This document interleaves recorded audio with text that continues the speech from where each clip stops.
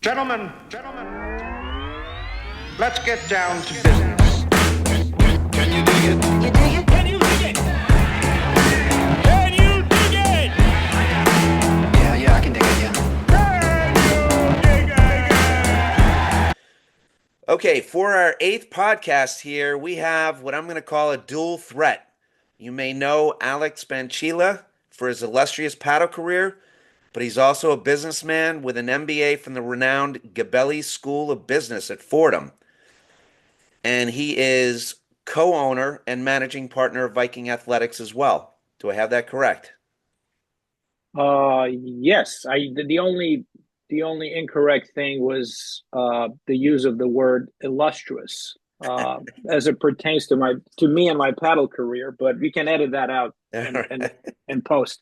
Well, I think it's illustrious. So one thing that I read, Alex, is you had a pretty damn good tennis career as well prior to your illustrious paddle career. You earned a top 10 ranking on the ITF. Highest ranking was number 9 in singles, number 6 in doubles. You played the French Open twice as well as Wimbledon, and you beat several names that people would know, including I think Philippoussis was one of them. Yeah. So what happens is like the internet, um, once the internet became a legitimate thing, it destroyed, a lot of people's resumes because facts became verifiable. And I tried to uh, I tried to just put down just stuff that it's easily verifiable. So yeah, I mean, listen, this seems like a lifetime ago. Um, I'm proud of what I did, whatever it is that I did in tennis, because it's a lot of hard work once you're involved with something that it's essentially your life from the age of 7. I would even go through college, right? And then even now, I'm still involved in tennis. So tennis is still a big part of my career, not playing wise, but sure, you play long enough, you start beating some people. Like half of the battle is showing up. I did show up, and you know, um, that's it. So I know that you have been involved in rackets as a professional and also obviously owning Viking. What? How did you transition out of your playing tennis career, so to speak? Well, that's an easy transition. You if you're honest with yourself, and most, I would say, high level athletes deal with a certain dose of narcissism and deniability, if you or denial. Eventually it comes a point where you got to be honest with yourself and say, you know can I make a legitimate living out of being a professional tennis player? And you can be, I know several of them with whom either I grew up or I'm friends with current players for whom what I'm about to say holds true, where they have a very, very respectable world ranking, um, and they make no money. They either make literally no money or they lose money, and they are world class athletes. Um, so the answer for me at the time when I was playing was no. I don't think I'm good enough to earn a living out of tennis, um, and that made it a very easy decision to go into something else. I mean, listen, once you made the decision to go to college, back when I went to college in the mid to late 90s. Back then, unlike now, um, that was it. You would just said bye bye to your professional career. There were very, very few exceptions. That's what they were, just exceptions of players who did go to college, contemporaries of mine who also became legitimate pros. Um, and so once I made that decision, I was like, yeah, I'm going to get a degree from a good school, and then we'll see what that leads to. And that was pretty much it. I still played at a respectable level, some tournaments, national level tournaments, not in the age groups. I've never played anything, 35 and over or whatever. I had no interest in that.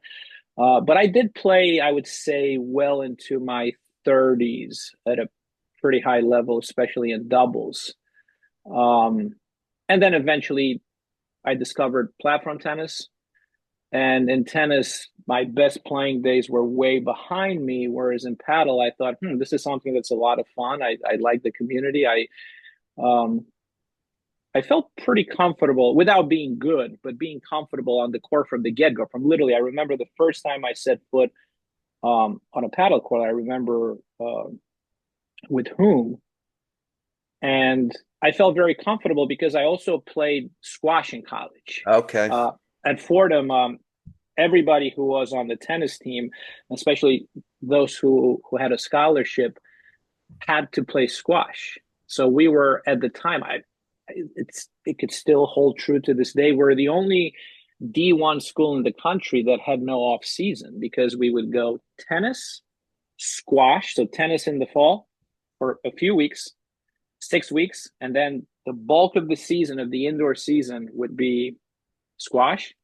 And then in the spring, once squash would be over, we would go back to tennis for another 6 weeks.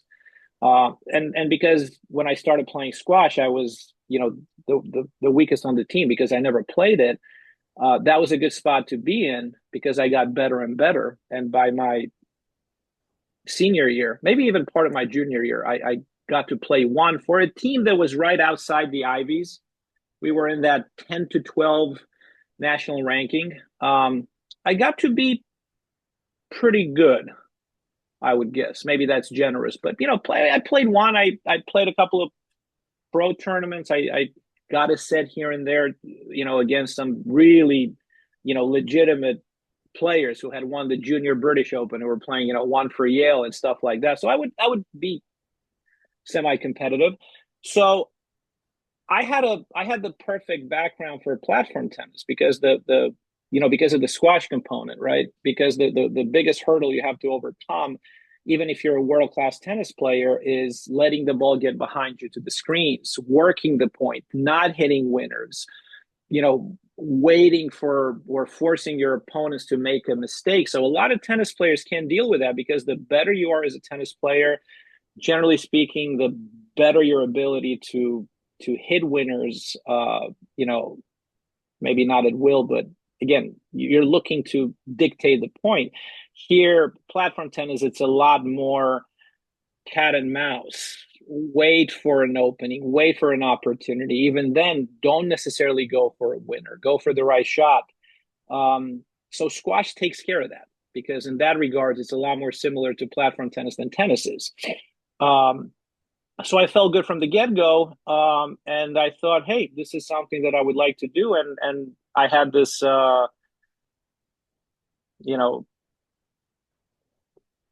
not even sure what the word is. I don't think paranoia is delusional. Thought that, hey, I think I could get pretty good at this. Why I thought that, I'm not sure to this day. Maybe because I felt comfortable from the get-go. I didn't feel awkward on the court. Some of the best club players around here have a squash background, and in addition to what you said, I think that their ability to dig out a very low ball in the corner sometimes is incredible. The other thing that you said, which is interesting, I do have a couple friends that played a fairly high level of tennis, and I talked to them.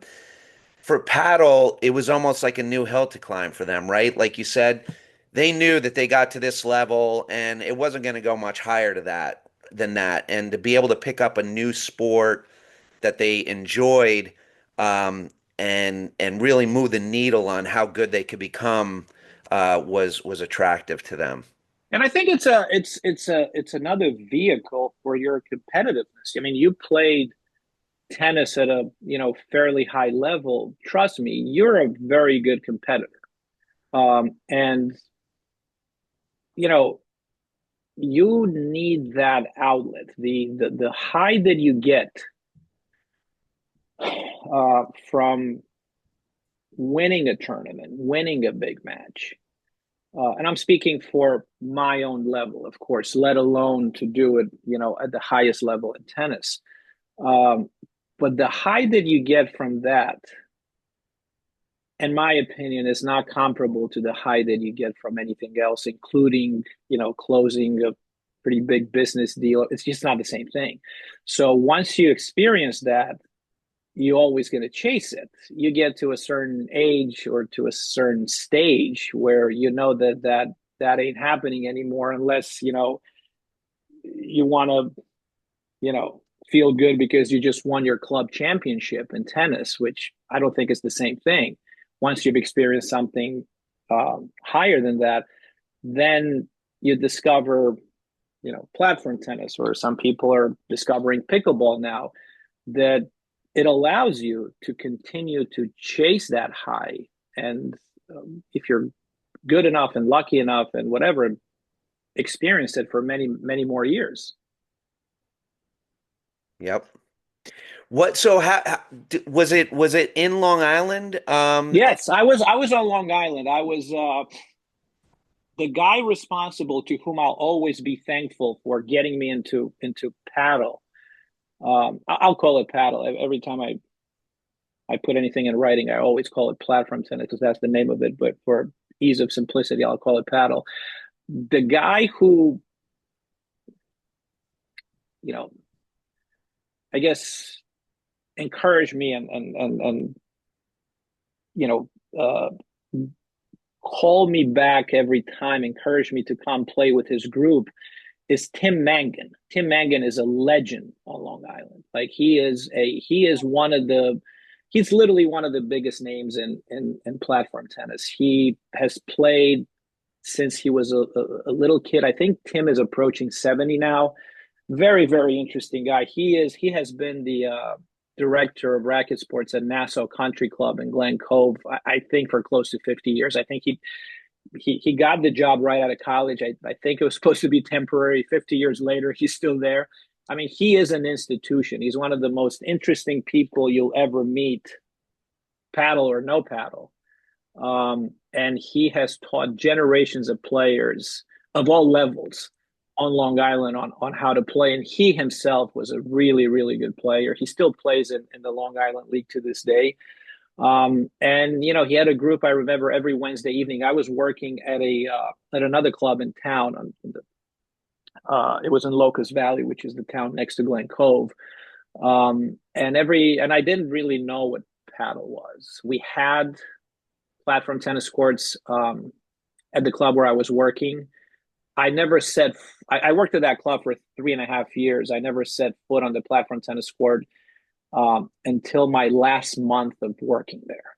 That was the first time I've ever been on a paddle court, and I had no interest. I was teaching full-time tennis and squash, and then I had met Tim a few years before when I was in college, and I was working at another club in Larchmont, Summers, and we had a USTA Opens League where we would travel one night a week to certain parts of New York to play in the Eastern sectionals. And one time we came to Nassau to play, and that's when I first met him. I'm going back to 96, 97. And then a couple of years later, I started working at the Creek in Locust Valley, which is next door to Nassau Country Club. And he remembered me. I remember him because he's a pretty memorable presence. Once you see him then you talk to him, you'll never forget him. Eventually, fast forward another couple of years, he had a Wednesday evening group of legitimate players, about 16, and he invited me to come, and I came, and I was probably the worst. And I thought that it will be one and done, but he kept inviting me back. He goes, "Oh, come, you'll get better, whatever." So I kept coming, and before you know it, it's impossible not to get better when you play with better players.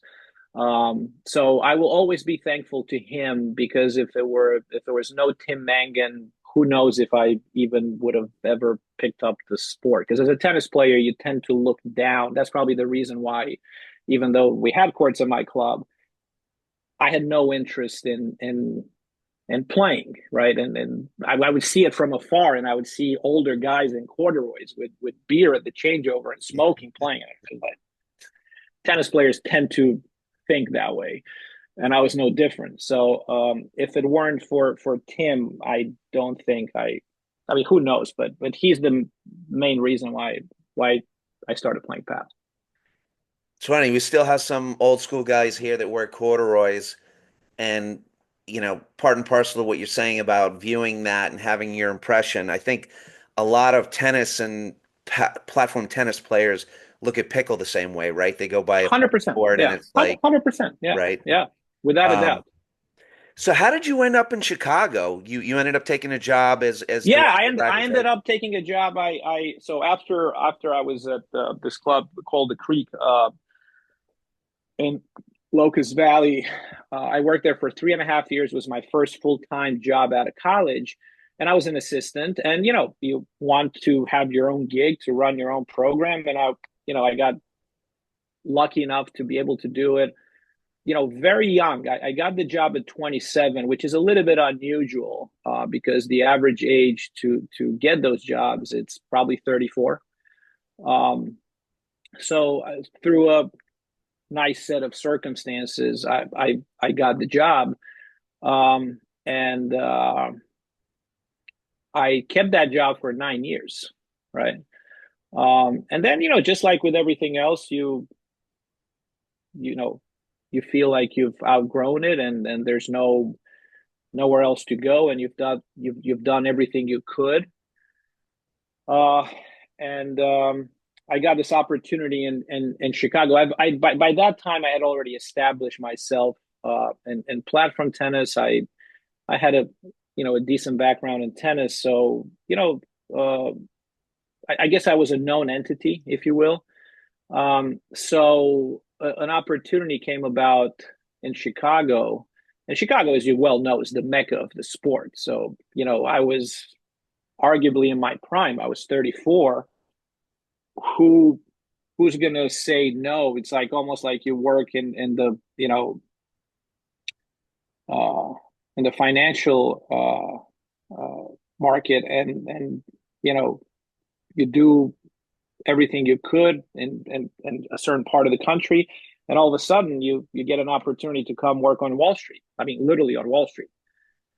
That's kind of how I looked at it, and I took it. So I lived in Chicago. We moved to Chicago. We lived there for 9 years. I absolutely loved it. Chicago is one of my favorite cities on the planet. My kids grew up in Chicago, even though they're born in New York, but they consider themselves from Chicago because they went through their formative years in Chicago, not in New York. They were too young by the time we left New York.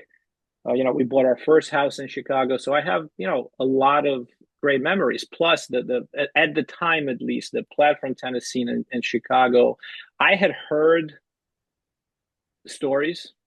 Um, it's tough to believe it when you're outside of Chicago that they're true. I always think that people exaggerate, but these were not exaggerations. If you're a good platform tennis player in Chicago, you're virtually treated like a rock star. It's really I got better tables at restaurants because the owner or the you know it played Series 16 and he recognized me or whatever. This I'm not the only guy to whom that happened. It's really remarkable. And Series 1 matches on whatever weeknight they were. It's it, the huts are full. People dress up like they're going out on a date and they're going to a hut in the Chicago suburbs, especially on the North Shore, because the feature match on Core One is whatever match that could easily be the quarters, if not the semis of the Nationals. Um, as far as that goes, I I've never felt that before or after. Um, the passion and the history of platform tennis in Chicago is so pervasive that unless you experience it firsthand, it's very difficult to believe it that is true. But it is. It's really remarkable. I'm so glad you brought that up because you did bring it up in our phone call about the difference in the attendance of some of the tournaments out there. I tried to get men's team nationals was out there this year, and I just couldn't get anybody to go. But I want to go to Chicago Charities just to experience it firsthand. And I don't think from what I understand, because I still speak with people, it's not quite the same thing anymore. So I think when I speaking again just from my experience when I got there, um, it was probably right at the peak because what what ends up happening or what ended up happening from what I've been able to observe and what I've been told, there was a crop of super established players, um, and these are these players were among the best in the country, right? Among many of them, among the best players who ever played the game. And with each year that went by, and an injury here and there, and children, you know, they started playing less and less, and it's very difficult to replace those players. It's very difficult for players who come from behind them, younger players.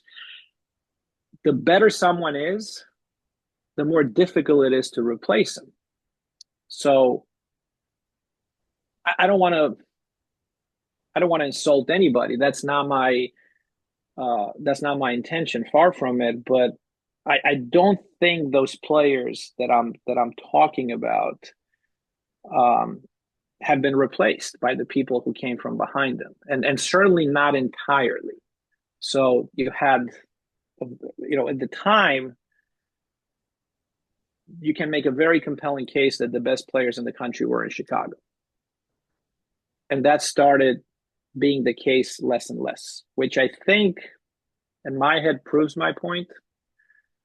Maybe it doesn't, but that's what I think happened. And speaking with people who are still playing in the leagues, or maybe they just stopped playing, it's not the same as it was. It's not the same that I've experienced, and I'm so glad that I was able to experience that, because who knows if it will ever come back. But having said that, it's still, as far as attendance and passion, I still think it's far and above anything else in the country.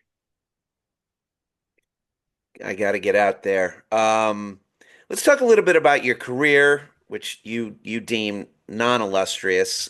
You finished second overall twice with two different partners. One, I think, with Easterbrook, one with Arraya. You made it to the finals. You've won just about every tournament out there, whether it's Except the one that matters.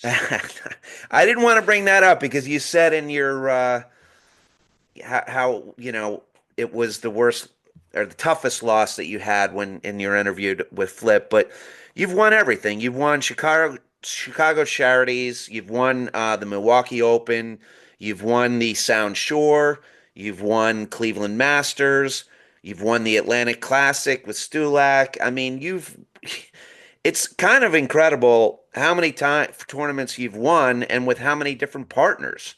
How did Well, that's see, that's right there. I've always had great partners, almost from the get go. Because my first legitimate partner, and when I say legitimate, I mean the guy that we committed. Hey, let's play this whole season together, as opposed to, hey, do you want to play this tournament together? And then, maybe we'll play another one.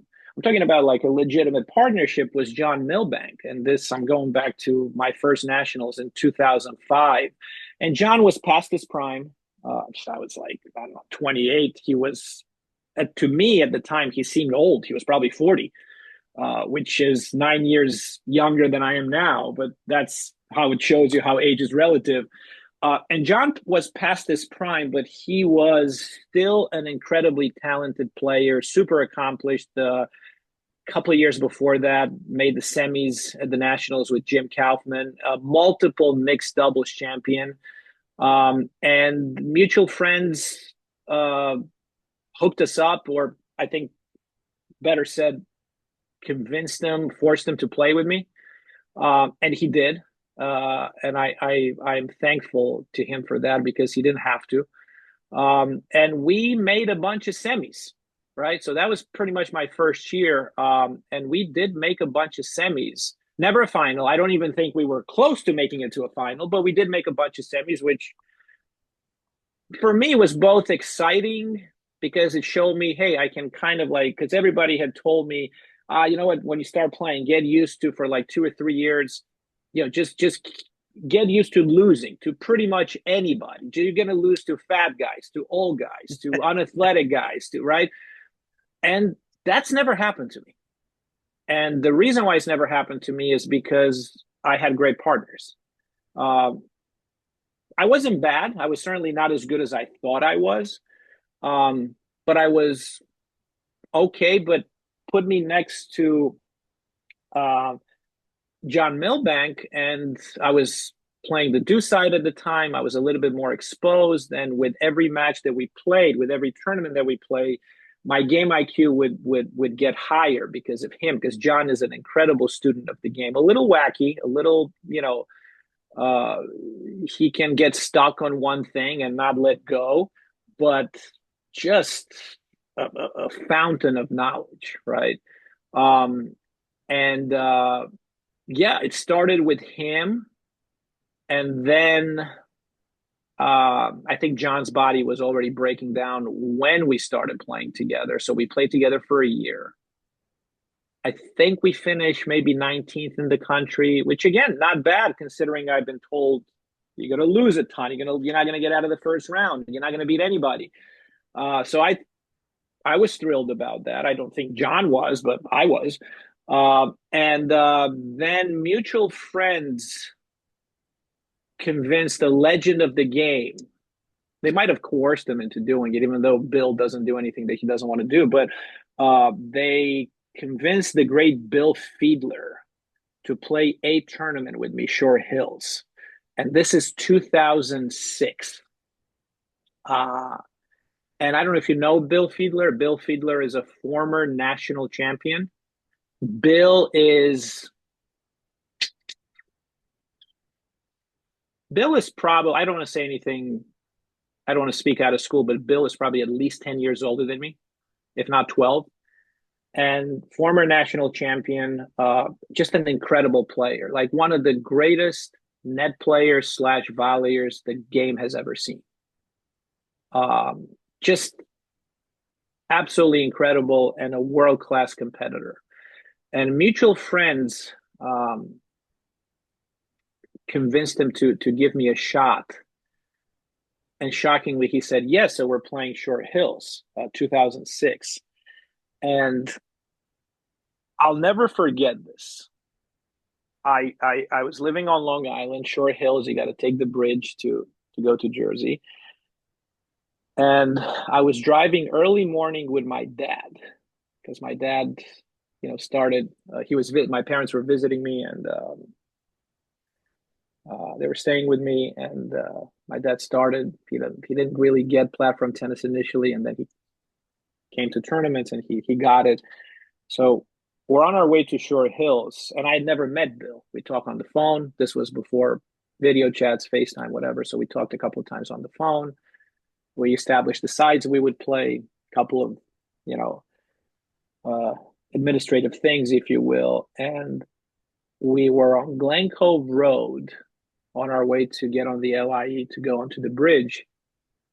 And I asked my dad to pull the car over on Glen Cove Road, and I got out of the car and I puked. Oh. I was that nervous at the thought that I'm playing with Bill Fiedler, because the reason why I was nervous, one, I've always had this since I was little. whatever happens, I just cannot embarrass myself in a public setting. I just have I don't know if it's a phobia, but it's just like I always have this fear that I just don't want to embarrass myself. I'm not sure why. I don't necessarily remember an instance when I've done that.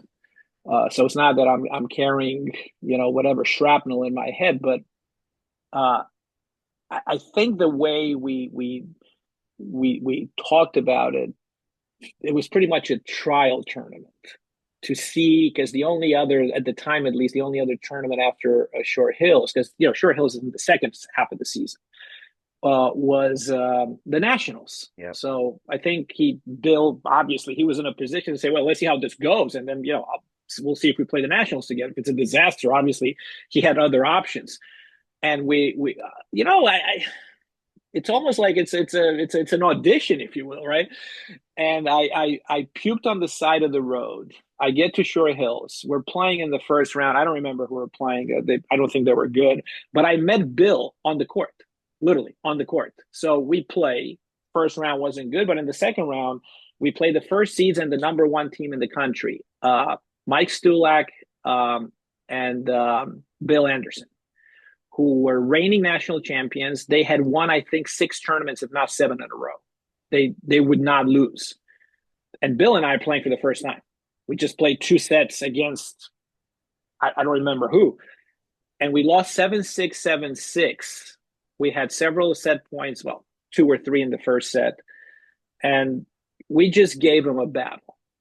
And Anderson and Stulac, there were not a lot of teams in the country, even the top ranked ones, who would lose 7-6, 7-6 to Stulac and Anderson at the time. And I remember we're in the locker room and Bill goes like, yeah, let's give it a whirl at the Nationals. Love it. So, yeah, so we played the Nationals. I played only 2 tournaments with him. I learned so much from him. It's just like, he's very, very different style from John Milbank, a lot more succinct, a lot more to the point.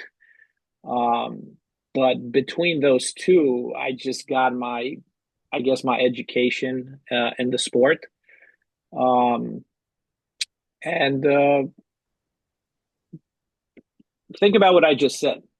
I had great partners. My first 2 partners were John Milbank and Bill Fiedler. For an up-and-coming player, completely unestablished player who wants to kind of learn the game and see how good he can be, I don't think he gets better than that. Yeah, but they have a choice, Alex, in fairness to you, to play with whoever they want to play with. Like, True, but like I said, Mike Stulac, who was one in the country, and he is an incredible guy and an incredible player, was the one who told Bill about me. And Bill knows Mike well enough to know that he wouldn't recommend just like anybody.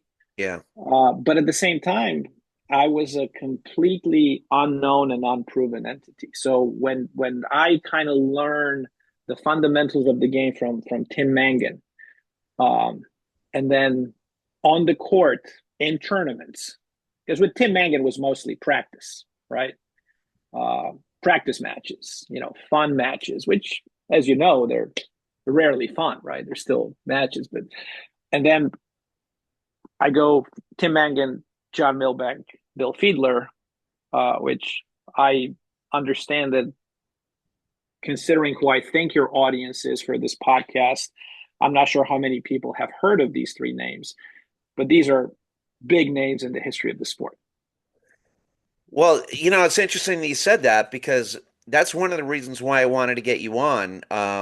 There's a lot of younger players now that their whole world is Tyler Frazier or McNerney or whoever. You, beyond those 3 guys, you also played, we said, with Easterbrook. You played with Uihlein. I think you played a tournament with DeRose. You played with Parsons. You played with Arraya. Like, it's unbelievable. I stand by what I said 10 minutes ago. I had great partners. I mean, look at the list of players that you're spitting out, right?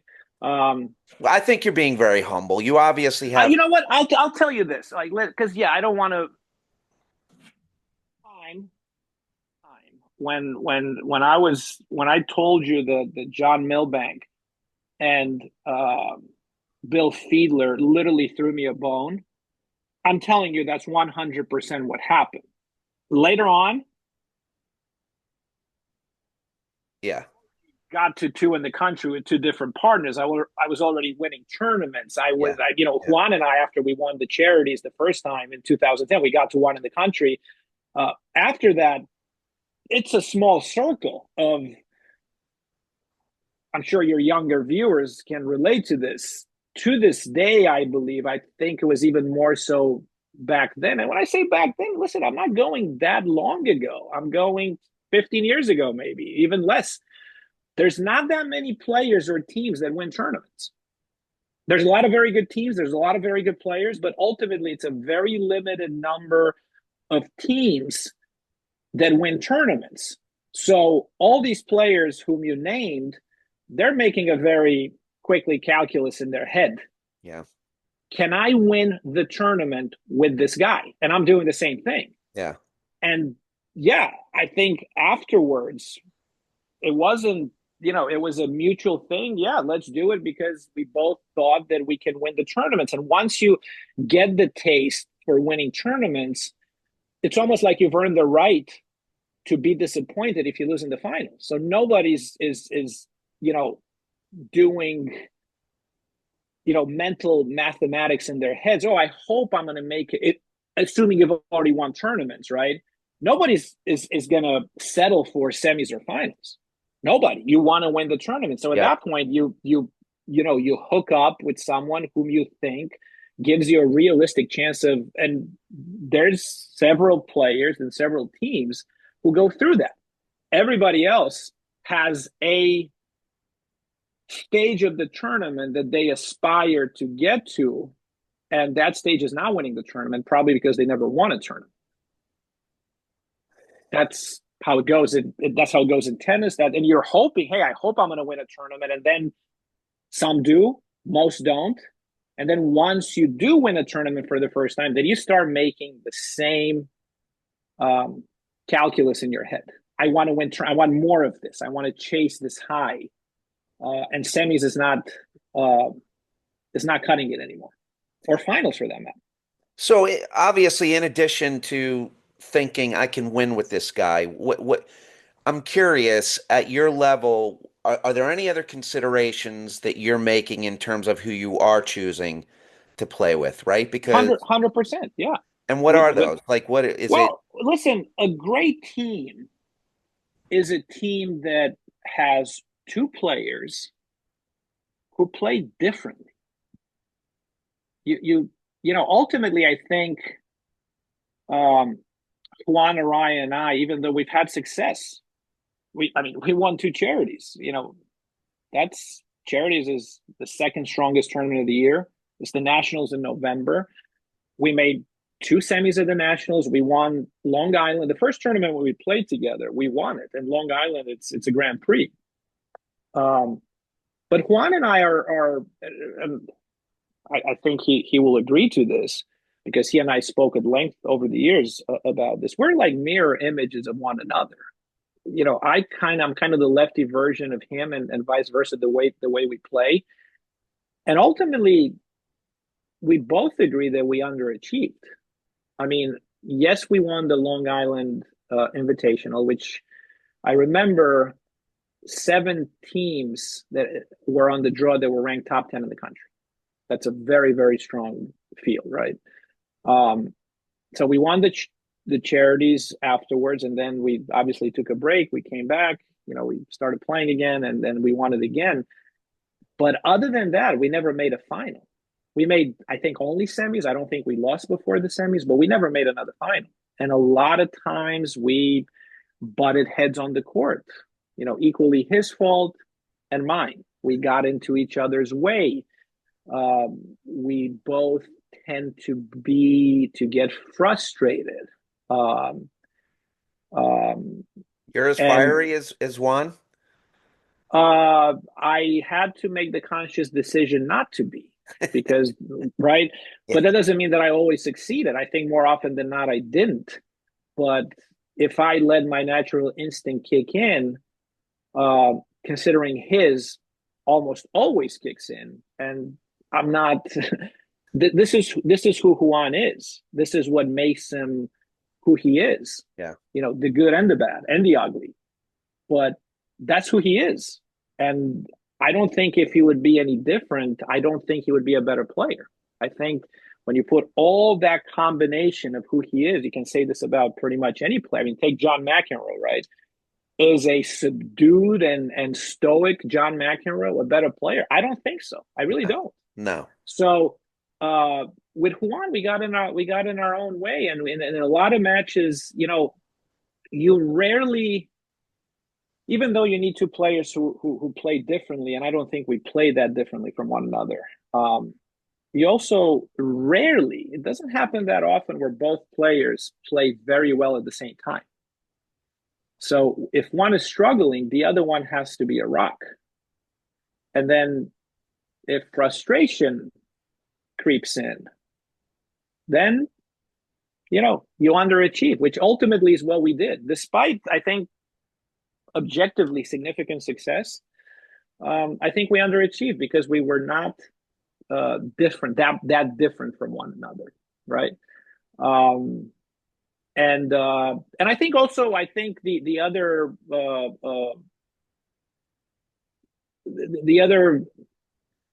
other thing you got to keep in mind when you select a partner, I think it works in the short term. If you don't have this, but long term it does not work.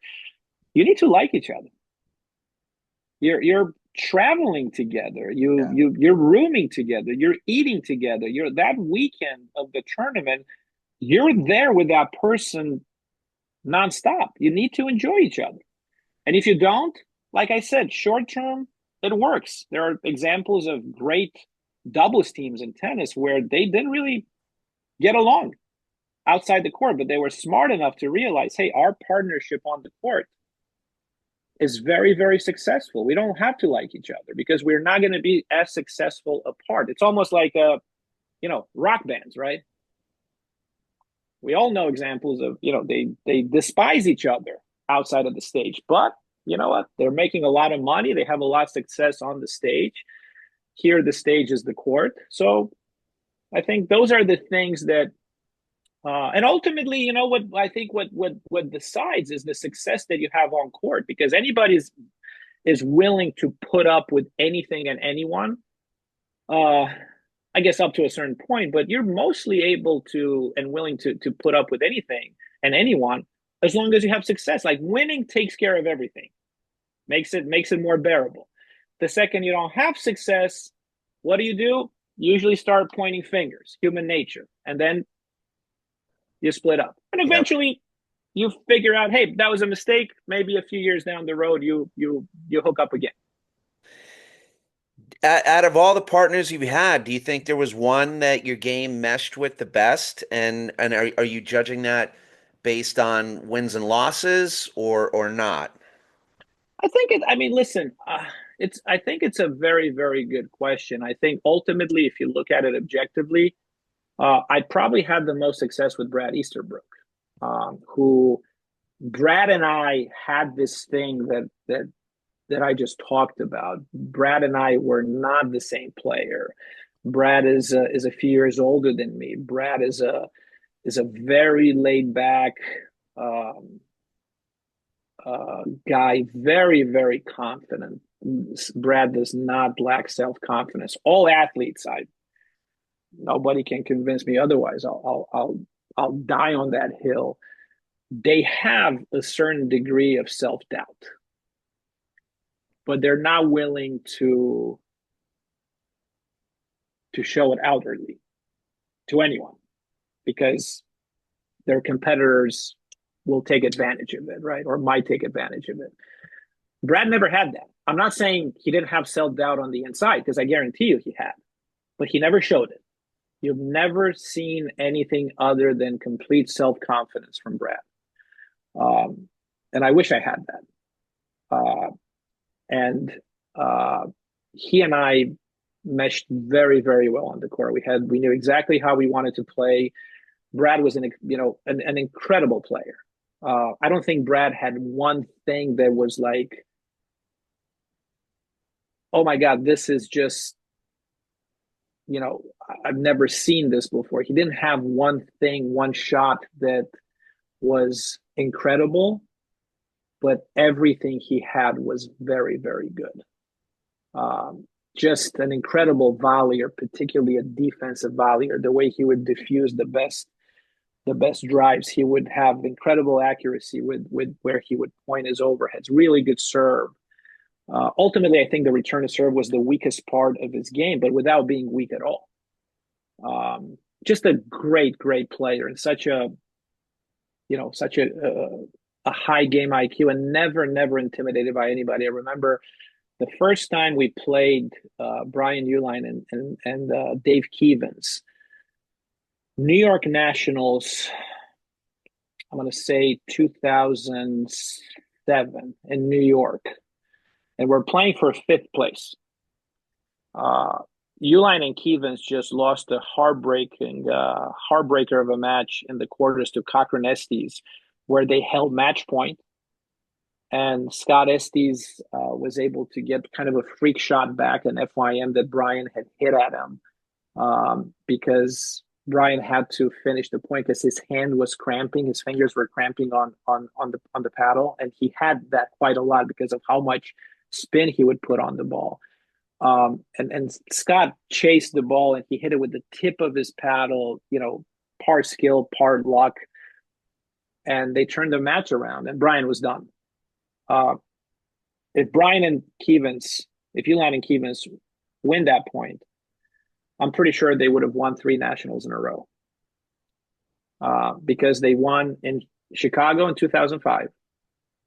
2006. They would have won this one in 2007 in New York. In 2008, they also won the Nationals of Rochester. And not a lot of people, unless you were there, again, this is before social media, all that stuff, unless you were present at the match, it's not the same thing as someone telling you, hey, this is what happened. I was there. Yeah. I saw what happened.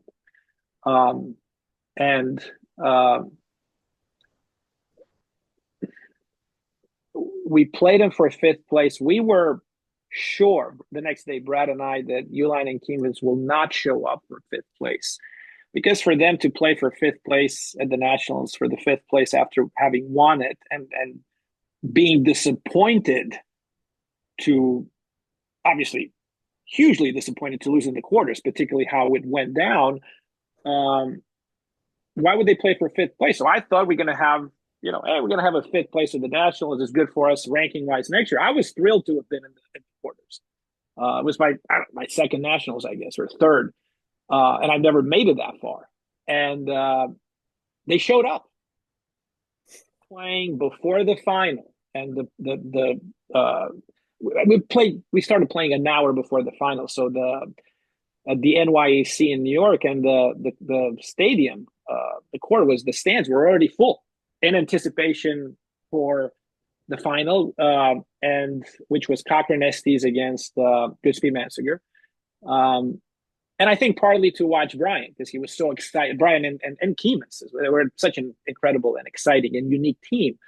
And that kind of gave me exposure onto the big stage. And I was very pumped, but I never played them. I've seen them play. And one thing you need to understand, I mean, you're so used to, everybody's playing with spin. And right at the time, Uihlein invented the game. He invented the modern game as far as spin overheads, and pretty much everybody else copied him or someone who copied him. They were the only ones who were doing it. You've never seen that before. So you could be a legitimately great team, but because you've never seen that before, and because they were not playing that many tournaments, they were playing 2 or 3 tournaments a year, and they were winning them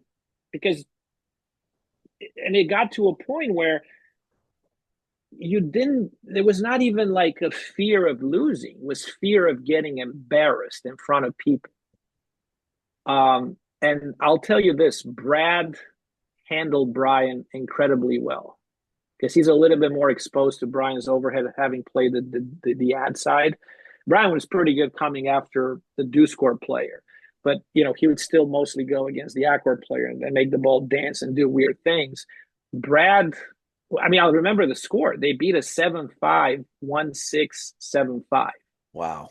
I took that. I took a lot of confidence after out of that match and out of that score line because it was a legit match. It wasn't, That's a couple points. It's just a right, couple but points. it wasn't just the way it was played. It was a great match, and I was trying to make this point about Brad. Brad did not go into the match intimidated because, again, nothing and nobody, as far as I'm concerned, have ever intimidated Brad. And that was a big turning point because, I was like, hey, if we're close with these guys, who, make no mistake, they were the best team in the sport. They would beat teams who are ranked 2, 3, 4, 5 in the country 0-1 in 35 minutes. And I took a lot of confidence. So ultimately, Brad and I think, had the most success. But I also really, really enjoyed playing with Juan. Let me rephrase it. When things went well, when I was playing with Juan, I really enjoyed it. And I'm sure he would say the same thing. I really enjoyed playing with Matt Porter. Had Matt not, left the country, he went back to Australia, I would have really looked forward. I would have looked forward to play a few more years with him. We would have played for at least a couple of years, and obviously, he made the decision that was best for him and his family to leave the country. But of course, I was disappointed because we were a legitimate team. We were contenders. Matt was an incredible player, incredible athlete, kind of cut from the same cloth as Brad as far as confidence, right? Nothing fazed him. And then I also enjoyed playing with Brian, even though when Brian and I hooked up, he was past his prime.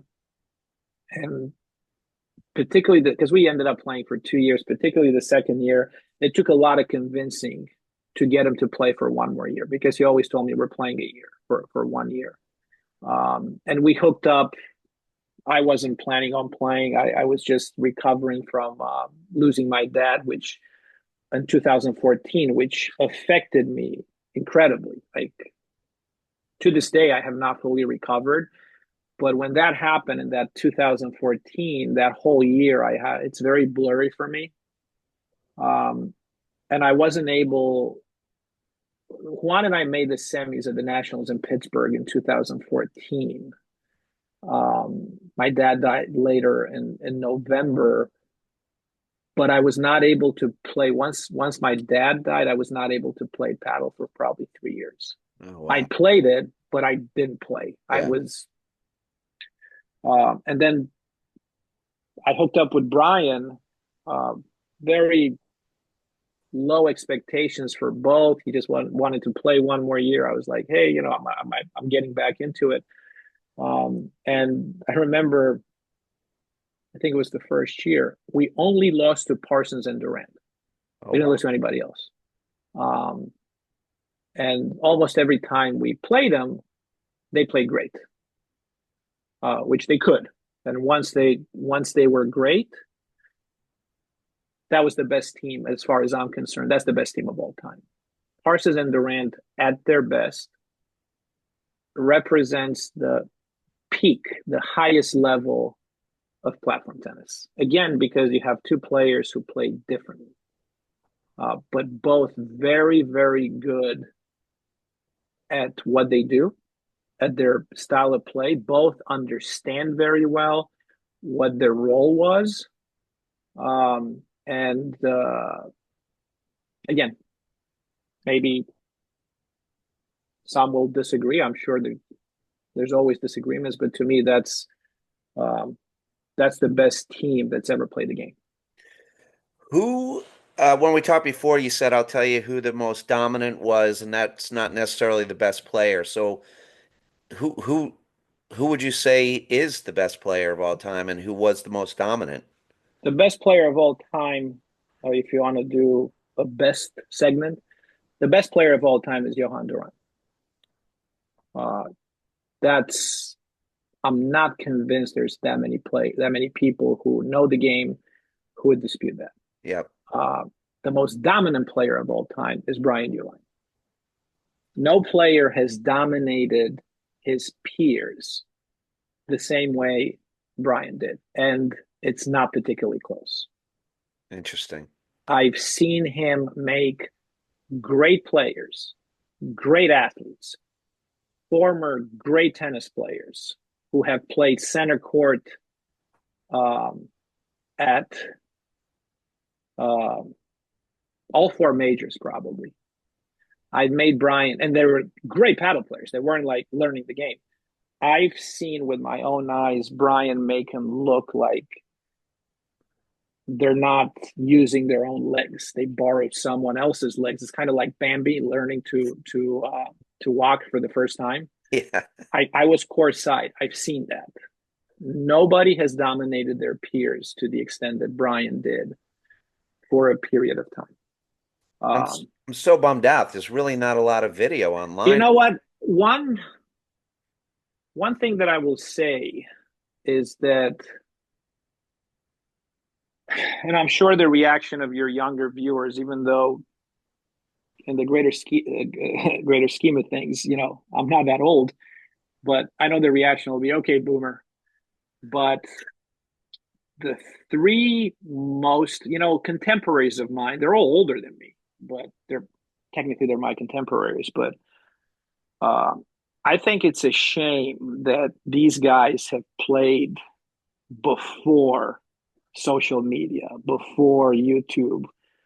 Brian Uihlein, David Caldwell, and Steve DeRose. I was going to bring up DeRose when you talked about embarrassing very good rackets people, because a friend of mine who is on the tour today told me you got to dive into DeRose, and he sent me some videos, and Mark Power said he's seen him just absolutely embarrass people. Yeah. So the difference is that first of all, you know, both Brian and Steve are friends of mine. There's no comparison what DeRose did to his immediate competitors compared to what Brian did. Steve DeRose is one of the most talented players ever played the game, but he does not come close to doing to his peers what Brian did. Interesting. But those three guys, and Steve would agree to that. If you ask Steve, he would go 100%. But David Caldwell is probably the best athlete I've seen in the game. Just amazing the way he would move and the shots he would hit and the shots he would get. Just an incredible specimen. I used to, you know, I still do call him Superman because that's who he is. And then Steve DeRose, just this amazing talent with this incredible demeanor. You know, nothing fazed him. Humble. And then Brian Uihlein, just the ability to embarrass the best players in the game and invented the modern game. He's the guy. I mean, I remember I'm pretty sure it was Tyler Frazier. My memory is not what it used to be, but I'm pretty sure Tyler and I were in the locker room at the Cleveland Masters, and you know, we're talking, I think, about strategy for a match or upcoming match, and he goes like, yeah, you know, like I really like the way you hit that overhead and, you know, the cut overhead, even though I'm a lefty. And I've been really trying to, because up to that point, Tyler and I had played against each other a bunch of times. We had some really good matches against each other. And he goes like, I really like your overhead, and I've been trying to copy it. And what I said, well, hold on. Actually, you're copying someone who's copying Brian Uihlein. He had never seen Uihlein play, so he didn't know that, as far as he was concerned, he was copying me. But I was copying Brian. And there's so many other players who do that unknowingly, right? Yep. And it's just like, it's a shame that, I mean, Brian Uihlein, it's in the Hall of Fame, deservingly so.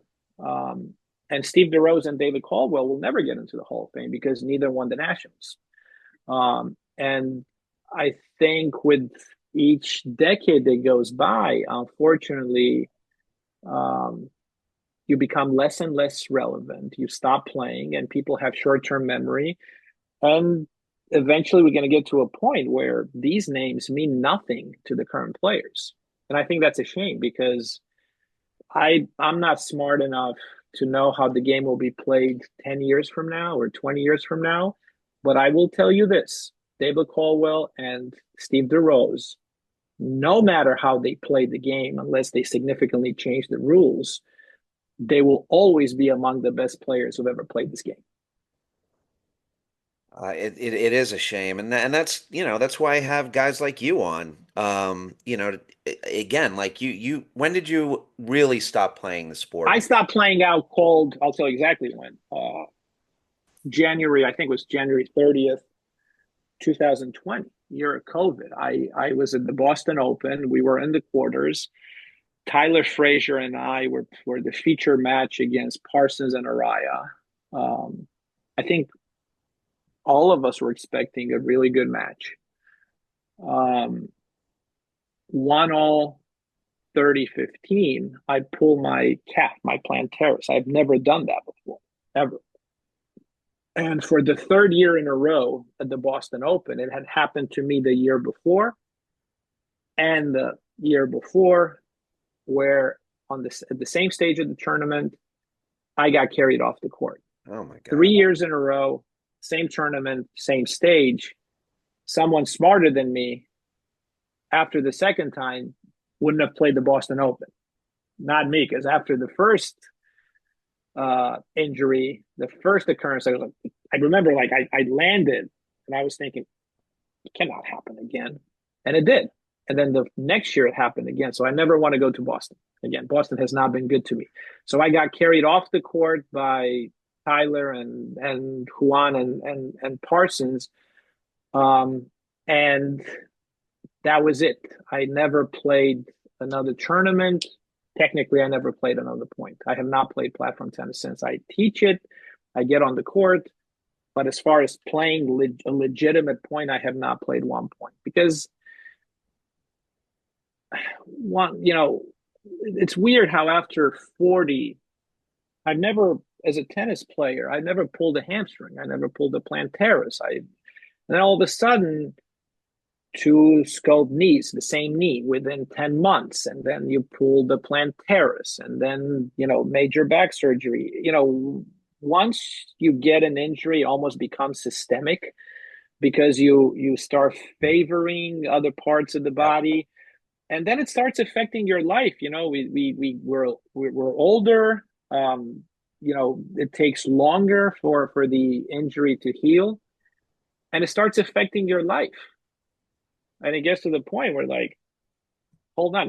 Tyler and I had, I think we were feeling pretty good about ourselves for that year. Going into the Nationals, we thought, hey, you know what? We have a shot, like a legitimate shot. And I don't think I was going to play past that year anyway. But I wish I could have stop playing a little bit more under my own terms than, hey, I got carried off the court fireman style, So yeah, in that regards, not ideal, but life. What are you going to do? Well, now would be a perfect transition. Let's talk about Viking and how you ended up buying them and a little bit about the history of the company and the technology, wherever you want. Sure. I mean, so I remember it was the New Jersey Nationals 2013. So I was living in Chicago already. So I've always been both in New York and in Chicago. I was always a big Viking dealer, more so in Chicago because the program was bigger than in New York. But I've only carried Viking products in my shop. Sometimes at my, I mean, not sometimes, literally at the expense of my own bottom line, because I was doing a lot of business during the summer with Wilson, and had I continued with them for the winter, my margins would have been better. But I always thought that the Viking products are best. You know, the paddles, the ball, and that's all I carried in my shop. I mean, every now and then I would place a special order for someone who wanted a Wilson paddle or whatever, but I never carried anything other than Viking. And in Chicago, when I moved to Chicago, unbeknownst to me, I wish I'd known it because it would have given me, more leverage with the company. But that was their largest pro specialty account in the country. I knew I was up there. I didn't think I was the largest, but so I was already playing with the Viking paddle, right? And at the Nationals in New Jersey, not yeah, New Jersey, 2013. I remember I was at Indian Trail. The then owner of the company came to, I think, seven of us. I think it was five men and two women, and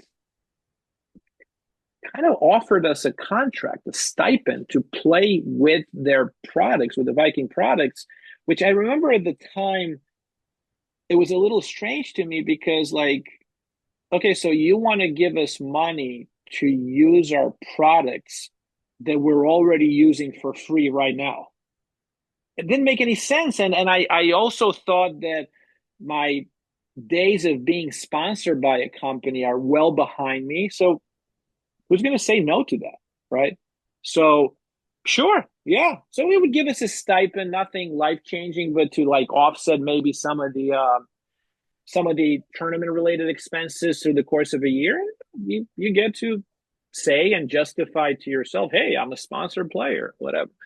And then I got to know the owner. He came to Chicago to visit some of the top accounts. I spent an entire afternoon with him. I gave him a lesson. It was more of a mock lesson, but whatever.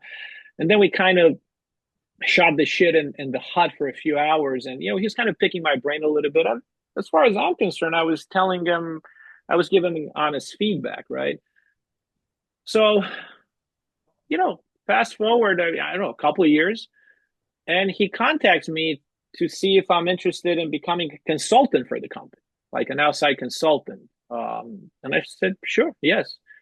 And before you know it, that becomes, a internal position, because obviously it was an outside position as an independent contractor. And before you know it, I become an employee, I think within 9 months, 10 months, and then I become GM, and then I become CEO, and then the owner, wanted to sell the company, but he made it business passion light elsewhere. They had a bunch of companies in their portfolio as a private equity firm, and Viking was obviously the one at the bottom compared to the behemoths that they had. But he made it very clear that he only wants to sell it to me.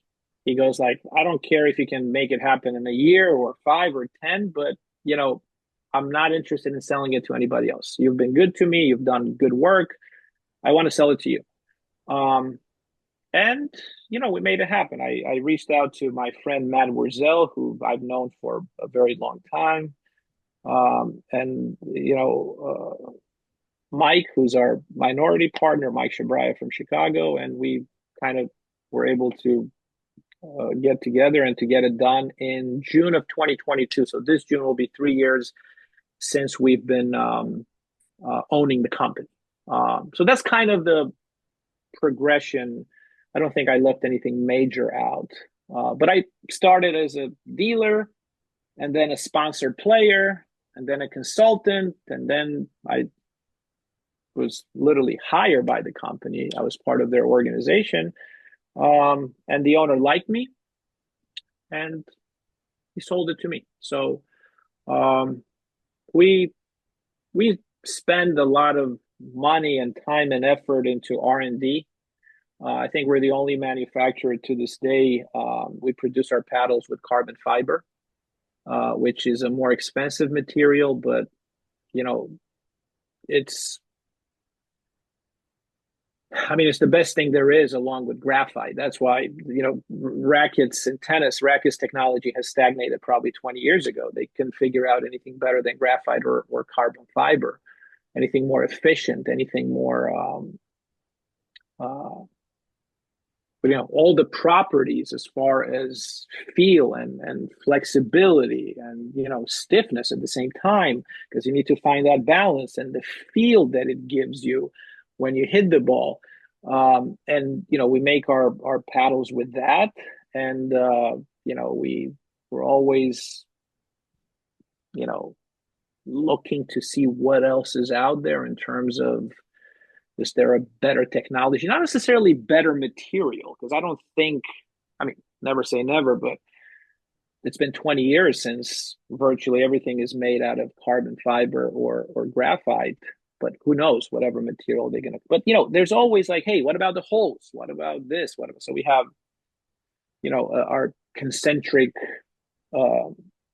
circles, hole technology that we call them, where we have in the middle of a paddle, we have regular size holes with, thin grit. So the ball, when you make contact with the ball on, hopefully closer to the center of the racket, the holes, the edges of the holes, which ultimately is what helps you generate spin, grab the ball. But as you hit the ball in tennis and in platform tennis, the ball travels up towards the upper edge of the paddle. So there, the holes are a little bit bigger and the grit is thinner, again, to allow for optimal contact point, so that the paddle grabs the ball regardless of weather and continues to grab the ball, so you can generate maximum spin but not lose control. And then you get into a hole, you make the holes too big, that has a tendency of cracking the paddle. You don't make him big enough, the circumference of the holes is not large enough to allow the hole to grab the ball, and then you're not able to generate as much spin. So you got to find that middle ground. And it's always, we're always searching, what else? What's the perfect weight of a paddle? What's the perfect balance? And we're trying our best to do that and provide the best products we can. And it's the same thing with the balls. What is it that people want? We don't want to we don't want to make the mistake of telling people what they should want. We kind of want to listen to them, what they want.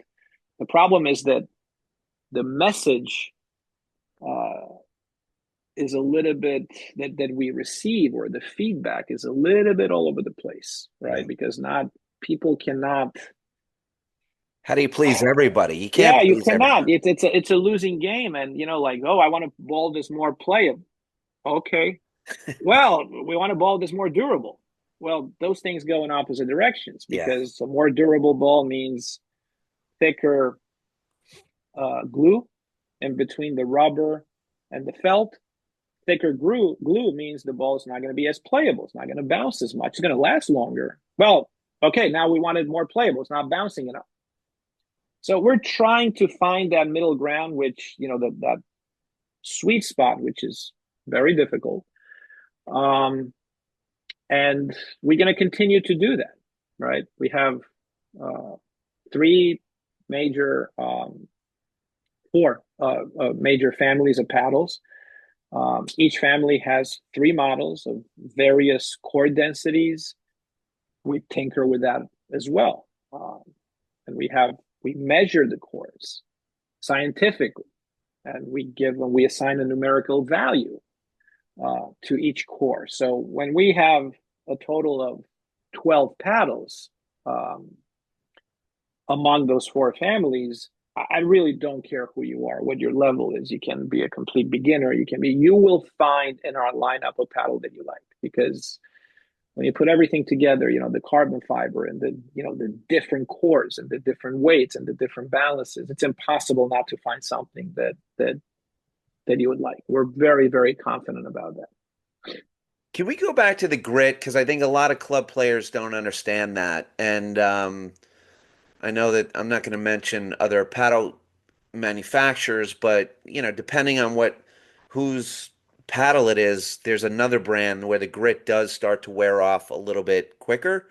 Um, I think most club players, at least around here that I've talked to, have the misconception that it's the grit that's creating the spin, but it's not. It's the holes. No. It's what let's let's make sure we call a spade a spade.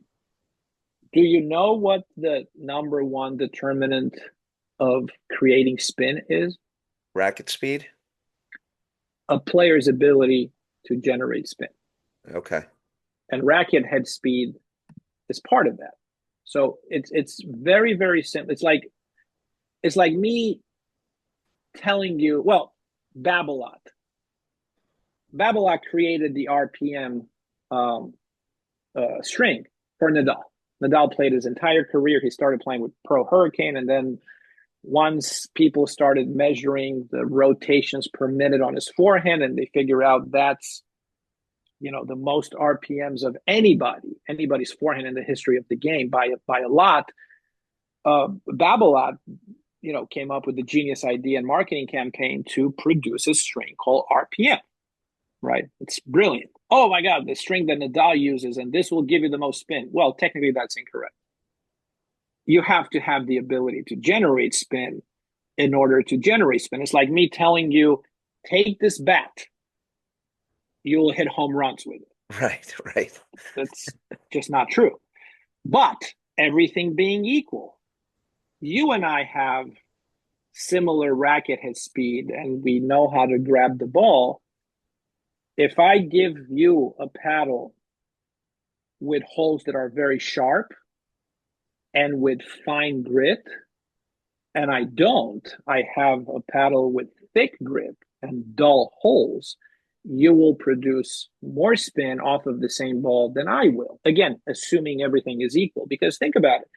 So the how sharp the edges of the holes are as the ball makes contact, or the paddle makes contact with the ball, that's what grips the ball, are those holes, those edges. If you have thick grit, the thick grit does not allow the ball to get close to the edges of the ball. So, but the average player or club player associates, like you said, the grit with the ability to generate spin. That's not true. Even if you have the ability to generate spin, if the grit is too thick, it doesn't allow the ball to make close enough contact with the edges of the hole, which in turn will help you generate spin. So that's why on our paddles, we have only two types of grit: fine and finer, thin and thinnest, to allow the ball to get as close as possible to the surface of the paddle in order to meet the holes. That's a great explanation. Thank you. Thank you. The one thing you need to keep in mind is you also need to find that sweet spot. Yes, you want thin grit and fine grit because of what I just said, but you don't want it to be too fine that in case, or to get off the paddle completely, because in case of rain, if you play on a wet court and the ball becomes wet, that's when the grit is helpful. It helps, or it prevents the ball to just completely skid off your paddle. So you need to have some grit. But it's that give and take. The grit is too fine, then you'll be fine in dry weather. But then you would say probably, okay, so if it's just about the sharpness of the holes, why have grit at all? Have no grit, and then the ball will make an optimal contact with the surface of the holes, right? Well, if you have no grit, I'll tell you this. I remember we did a camp in Connecticut many years ago. I'm probably going 10 years ago. And someone at camp brought in two Markcraft paddles. You remember Mark? Have you ever? Right. Do. So one was made out of wood, the other one was made out of metal. Each weighed like 5 pounds. But the metal one, the holes were so sharp because it was metal. So I took it. I was careful. I didn't want to throw my shoulder away.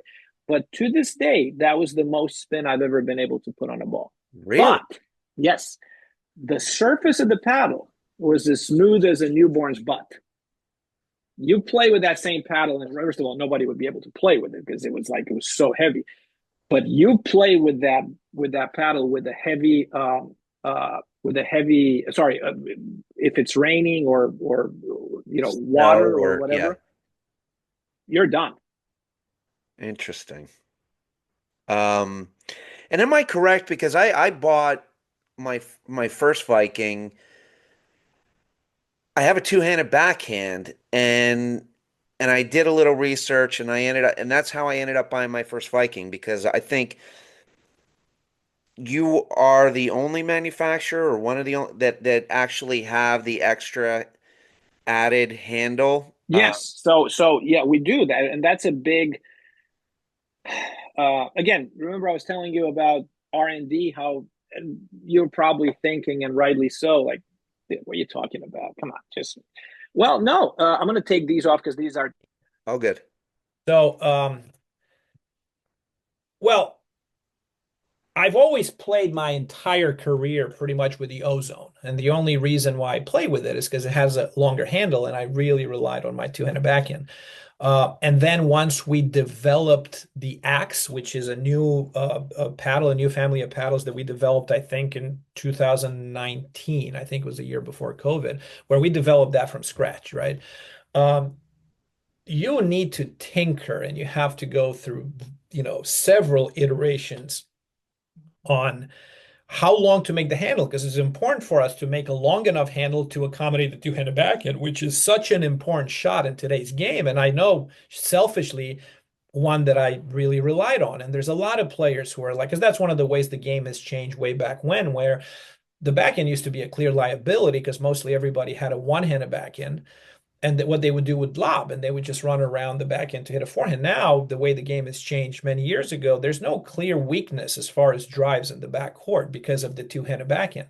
So it was important for us, once we developed the Axe, to have a long enough grip to accommodate two hands. But if the grip is too long, then when you hit the ball, it feels like the paddle will break in half.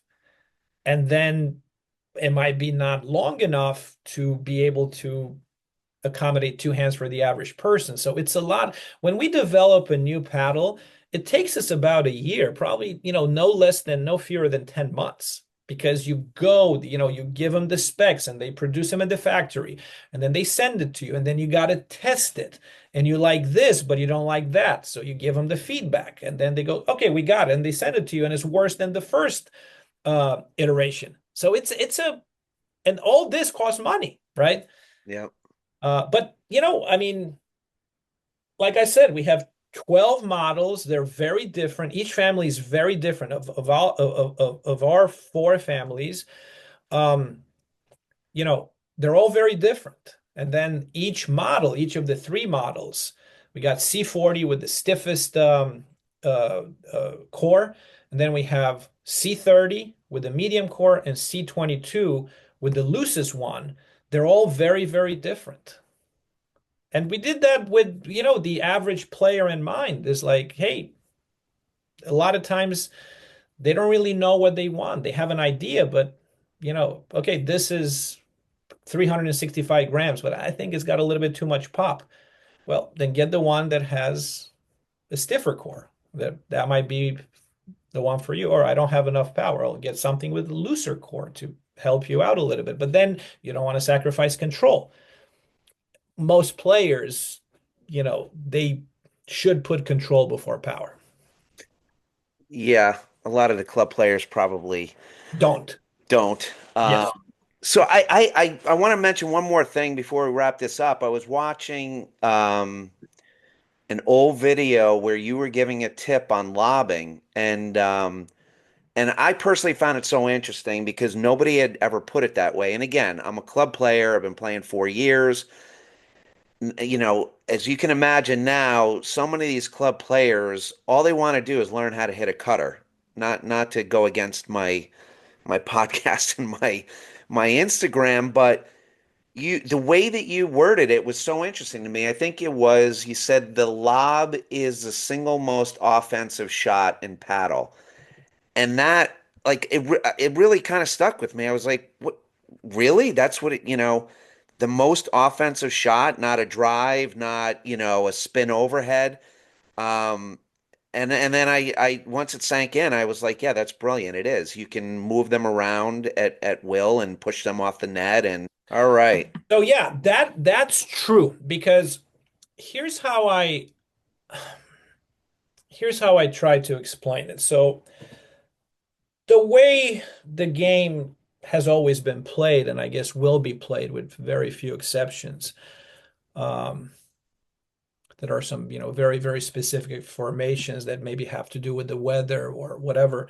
You're going to have two players back and two players up at the net, correct? Yep. Who's in control of the point and why? My pro gave me a lesson on this. Um and everyone was saying the guys at the net were in control, and he asked, "Are they really?" So after having been educated by him on this, I'd have to say the guys in the backcourt. I disagree. Okay, And I disagree if you say that the guys at the net are in control as well. okay, It's based on the quality of the lob of the backcourt team. If the backcourt team has good lobs, they're in control of the point. If they had shitty lobs, the net team is in control of the point. interesting. Simple as that. And All if you right, think about it, it does make sense. So, with that in mind, if anybody other than, you know, top players, tournament players, if anybody watches up close, not on the stream does not capture the essence of the game. But if you watch four great players up close and they happen to be playing a great match, which they should because they're great players, you got to notice everything except one shot. You're not going to notice how great their lobs are, almost without exception. Because if you don't have a great lob, you're not a great player. You can have everything else, but if you're not a great lobber, nobody has ever heard of you. So the way I word it is you cannot be a great player without being a great lobber. But if all you are is a great lobber, you're never going to be a great player. Does that make sense? it does. I'll never forget this. It was the year I played with Milbank. So that must have been 2005. Yes, because 2006 I played Short Hills with Bill Fiedler. So 2005 I played with John Milbank, and we got it to, I'm going to say, I know everybody adds one or two rounds when they say in what phase of the tournament they lost. I'm going to stay away from that. I'm pretty sure we lost in the 16s.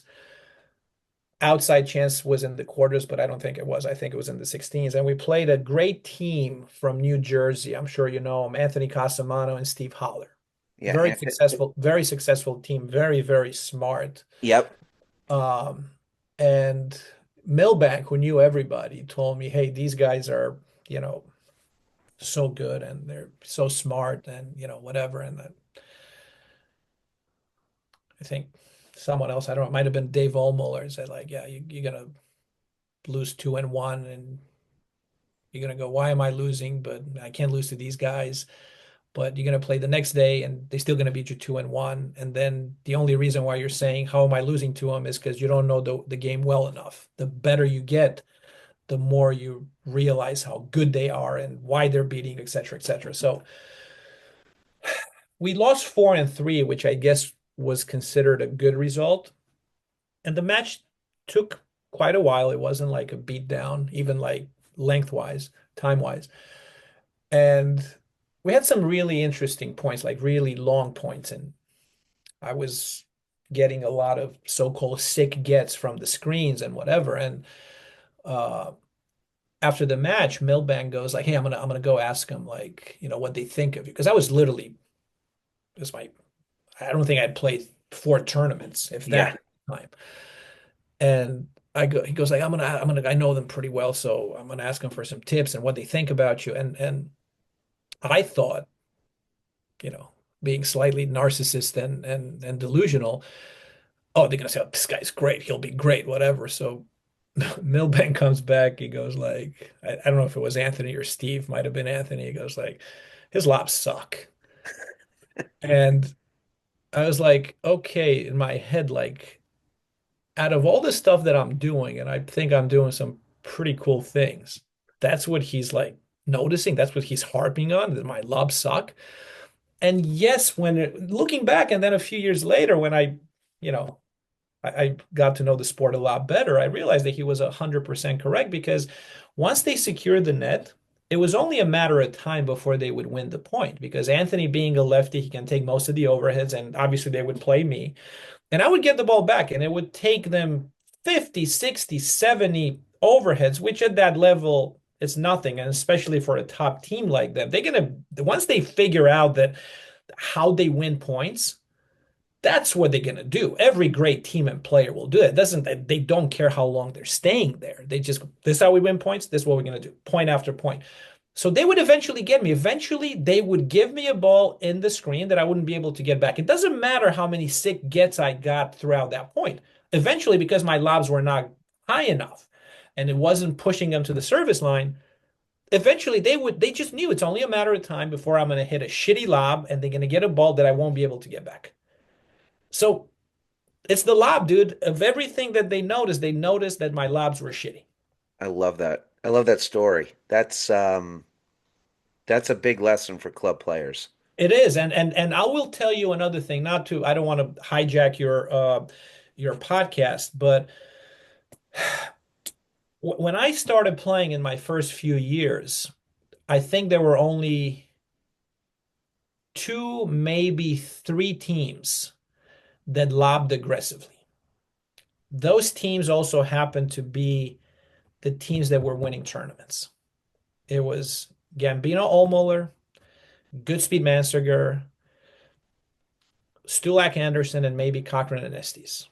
Those four. I don't think anybody else was lobbing aggressively. What do I mean by that? Lobbing with the intention of setting up a drive. Everybody else was lobbing defensively because they couldn't drive. They go like, I'm going to hit a lob and hit the safe shot and get out of this jam. The problem is, pretty sure it was true then, is certainly true now. Unless you fault nonstop, and then the point ends as a result of you faulting.